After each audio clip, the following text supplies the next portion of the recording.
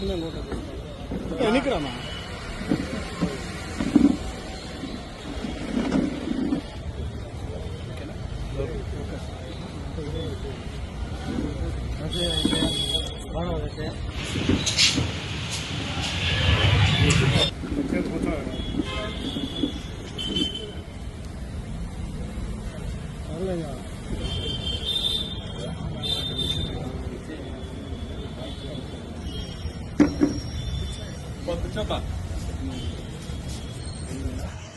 ఈరోజు మధ్యాహ్నం సుమారు 3-3:30 సమయంలో మా పొద్దుటూరు 2 టౌన్ ఎస్ఐ గారు సిబ్బంది అందరూ కూడా రాబడిన నమ్మకమైన సమాచారం మేరకు ప్రకాష్ నగర్ దగ్గర వెహికల్ చెకింగ్ చేస్తూ ఉంటే ఒక వ్యక్తి అనుమానాస్పదంగా ఆటోలో వస్తూ పోలీసులైన మమ్మల్ని చూసి తప్పించుకొని పోవడానికి ప్రయత్నం చేసినప్పుడు మా ఎస్ఐ గారు ఆయన సిబ్బంది అతన్ని అదుపులోకి తీసుకొని ప్రశ్నించగా అతని పేరు తుమ్మలూరు అనిల్ కుమార్ అని చెప్పడం జరిగింది.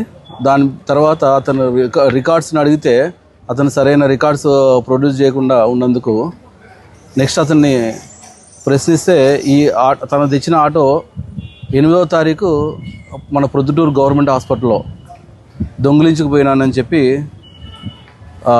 మా ముందు చెప్పినాడు. దాని మీద ఫర్దర్గా విచారిస్తే అతను ఈ ఆటోనే కాకుండా ఇంకా 2 ఆటోలు కూడా కడప టౌన్లో దొంగతనం చేశానని చెప్పి ఆటోలు ఈ పరిసర ప్రాంతాల్లో ఉన్నాయని చెప్పి అతను చూపిస్తే మొత్తం ఈ 3 ఆటోలని అతను చెప్పిన మేరకు మేము స్వాధీనపరుచుకుని అతన్ని అదుపులో తీసుకున్నాము. ఇతను ఇదివరకే దగ్గర సుమారు ఒక 10 కేసుల్లో ముద్దాయి ఉన్నాడు.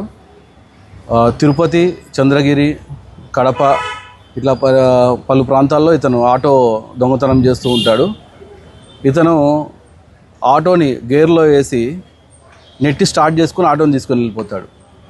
అలాగే ఏమన్నా పిన్నీస్ కానీ అట్లాంటి వైర్లు కలిపి ఆటోని స్టార్ట్ చేసుకొని తీసుకొని వెళ్ళిపోయి దొంగతనం చేసే ఎంఓ ఉన్న వ్యక్తి అన్నమాట ఇతను. నేను ప్రజలకి తెలియజేద్దాం ఏమనగా మీ యొక్క వాహనాలకి ఏమన్నా జీపీఎస్ అట్లాంటిది కనెక్ట్ చేసుకొని ఉంటే అది ఎక్కడున్నా సరే దాని యొక్క లొకేషన్ ద్వారా సేఫ్గా ఉంటుంది. లేదంటే మీరు పెట్టే వాహనాలను కూడా సీసీ కెమెరా సర్వేలెన్స్లో అంటే మీ ఇంటికి ఏమైనా ఎక్కడన్నా ఉన్న ప్లేసెస్లో పెడితే కొంచెం వాటికి సేఫ్ అండ్ సెక్యూరిటీ ఉంటుంది. ఇట్లాంటి విషయాలు ఏమన్నా మీకు ఎవరైనా అనుమానం ఉన్న వ్యక్తులు ఎవరన్నా మీ ఏరియాలో తిరుగుతూ ఉంటే దయచేసి పోలీసు వారికి సమాచారం అందించినా కూడా మేము వెంటనే వారి మీద చర్య తీసుకొని ఉంటాం. ఈ ఎంటైర్ దీంట్లో మా ఎస్ఐలు 2 రాఘవేందర్ రెడ్డి అండ్ మహబూబ్ బాషా, మా సిబ్బంది గురుశేఖర్, మధు వీళ్ళందరూ కూడా బాగా ఎఫెక్టివ్గా వర్క్ చేసి అతన్ని అదుపులో తీసుకొని ఈ 3 ఆటోలని సీజ్ చేయడం జరిగింది.